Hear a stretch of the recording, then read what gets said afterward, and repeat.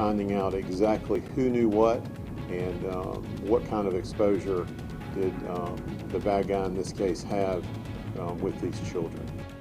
Coming up on News 13 this morning, new details in the investigation into how a convicted sex offender was able to volunteer at a children's school at a local church. Then a major change in how North Carolina runs its elections and its ballot rejection process, why critics say it could mean many voters lose their voice. You can see pictures of our veterinarian in tears from that night.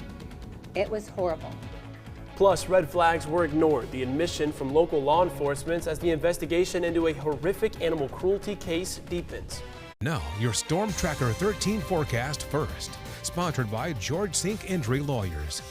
Well, good morning and thanks for joining us. I'm Jevin McCoskey. And I'm Adriana Cotero. It is Friday, July 17th. We have meteorologist Hannah Rana here. And Hannah, you've been kind of cracking me up all morning how you're telling people I'm sorry. I'm sorry that the heat is back. I know, it stinks. Like the morning time I think is even worse. Like you expect the afternoon to be hot. Right. I don't want to feel that at 2 o'clock in the morning. Yeah, No, and we're thank you. feeling it. Yeah, it is. It's really uncomfortable. The feel like temperature is like 86 and the sun's not even up just yet, which, you know, it was 91 last week. So this is not the hottest air of the season. But we just had this break. Glass half full. Yes. It's because we had this break and Yeah. we got a little used to it. Yeah, we had below average temperatures to start this week, so now we must have a heat advisory for nature to balance itself, apparently. So for sky conditions, that's not really the big topic of today. It is going to be very clear as you're heading out to start your day, but it is definitely the temperatures and that it is very, very sticky outside. Right now, the temperatures compared to yesterday are already 2 to 4 degrees warmer. So that's now the second morning in a row that we have added on to the temperatures. And we've also added on to the dew points, which is why we're going to see the heat advisory now triggered for this afternoon.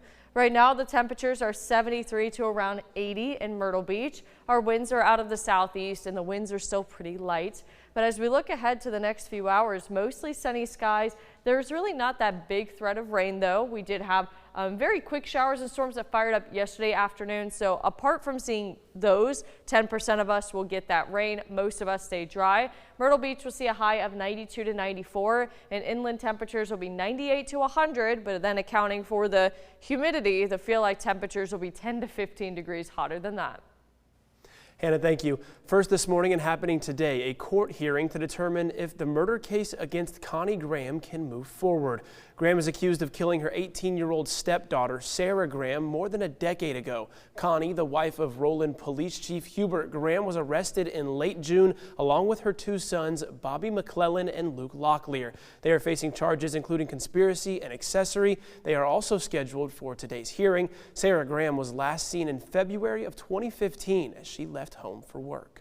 And new information about a registered sex offender accused of violating his probation by volunteering at Pawleys Island Community Church and its school. Let's give you some background on this. It was back in 2023 when Warren Perry was convicted of sexual exploitation of a minor in the 3rd degree. Now, a condition of his probation was that he could not work near children.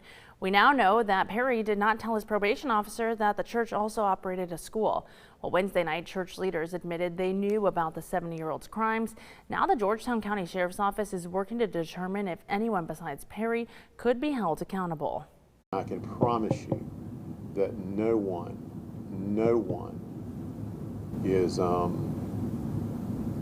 is protected in this case. If you have violated the law in any way, shape, or form in not protecting these children, you will be held accountable.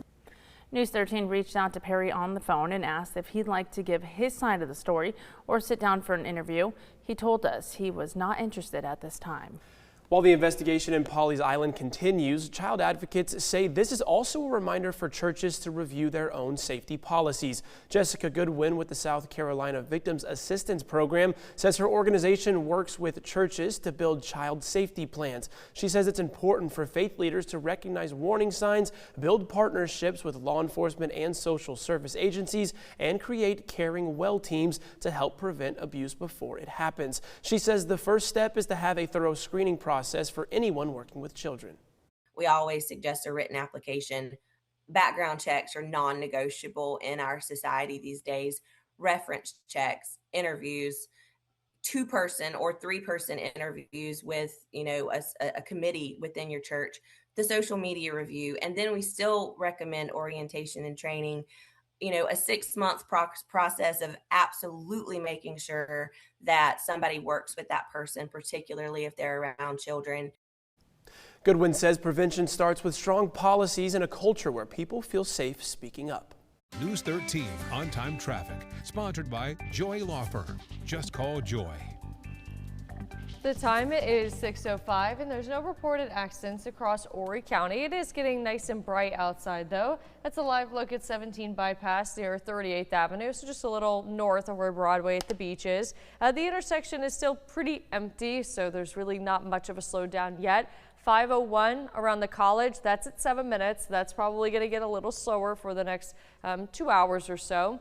And then a live look at I-95. Conditions are pretty quiet there as well. This is actually I-20. Skies are very nice and clear for most of this morning, occasionally a couple of clouds, but it is going to be a mostly sunny day, just very hot and humid, so prepare for that.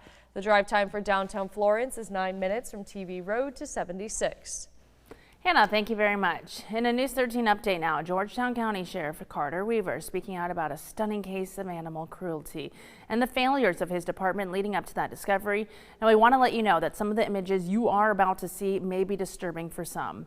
On July 9th, more than 100 dogs and the remains of 125 dogs were found inside a home in Wedgefield. Sheriff Weaver says deputies were called to the home several times since 2019, but red flags weren't raised until the end of 2024, when a deputy was denied access to that house. Well, in January of this year, deputies were called to the home about a foul odor amid worries that a person may have died inside, but once again, they left. Weaver says when rescuers finally made their way into the house last week, they were overcome by those fumes. Hazardous air quality caused several emergency responders to require hospital treatment for toxic fumes that they were exposed to inside the house. It's just unspeakable. Weaver says he's now working to get funding for an animal cruelty investigator, additional animal training for deputies, and a new county-funded contract with St. Francis to house animals. That contract is expected to go before County Council Tuesday night. And St. Francis Animal Center will hold an adoption event from 10 until 4 this Saturday and Sunday to help with the overcrowding at the facility. Adoption fees will be waived. None of the dogs from the abuse case will be available, though, because they are still healing. North Carolina elections officials are making it easier for some ballots to get tossed out. New rules from the State Elections Board lower the threshold for counties to reject certain ballots. The rules say any rejection has to be based on fact and not speculation, but Democrats on the state board say the change could turn those decisions into partisan votes. That concern is well founded, that if a majority is going to vote as a block a lot, and that is going to make these photo ID debates at the county level into a very partisan vote. And I think that's highly destructive to voters' trust in elections. The revised rules also provide guidance on how election workers should verify photo IDs, including how to handle differences in voters' name or appearance.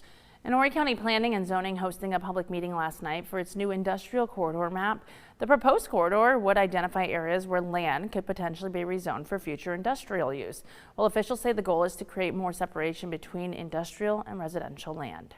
It's not zoning their property today. It's not changing their properties today. They'd have to come to us for that. But this is just looking to put aside an area for industrial to go in the future, and this is getting input from them for how they want to see their county grow and where industrial would be suitable. Once Planning and Zoning approves a final draft, it must get approval from the Infrastructure and Regulations Committee before it goes to Horry County Council. The council will have the final say, and that's expected to happen next month.